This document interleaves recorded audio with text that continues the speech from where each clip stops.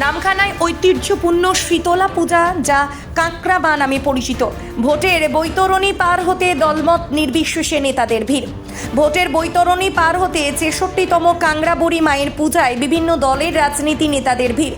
দক্ষিণ চব্বিশ পরগনার নামখানা শিবনগর আবদ এলাকায় কাঁকড়া মায়ের পুজোতে সমুদ্র থেকে কাঁকড়া উঠলে এবং আকাশে চিল উড়লে তারপর শীতলা মায়ের পুজো শুরু হয়।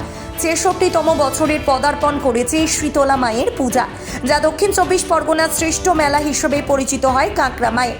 মায়ের পূজাতে থাকে কাঁকড়ার তরকারি ও অন্নভোগ।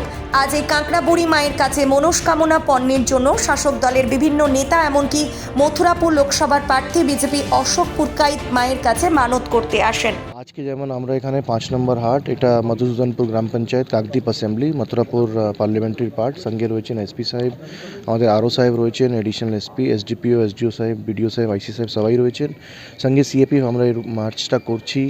এরা সকাল বিকাল দুবার এই মার্চটা করে বিভিন্ন বিভিন্ন সেকশনের প্ল্যাটুন নিয়ে। তো আমরা যা কথা বলছি ভোটারদের সঙ্গে, এদের জানা আছে কি না এদের ভোটার কার্ড, এদের ভোট কোথায় হয়, এদের ভোট কবে আছে। লোকটা মোটামুটি এখানে খুবই অ্যাওয়্যার, জানে ভোটটা কোথায় দিতে হয়। অ্যান্ড এদের কার্ড নিয়ে কোনো অসুবিধা নেই। 1 তারিখে এদের ভোট আছে। এর সঙ্গে বাকি আমাদের শুধু এখানে নেই, বাকি জায়গাতেও আমাদের এই রুট মার্চটা বিভিন্ন জায়গায় সকাল বিকাল দুবার। এটা কিন্তু কলকাতা পুলিশেও হয়, যেমন আমরা এখন সুন্দরবন পিডিতে আছি, আমাদের বারুইপুর পিডি আর আমাদের ডায়মন্ড হারবার সব জায়গায় আমাদের এই মার্চটা কিন্তু চলছে।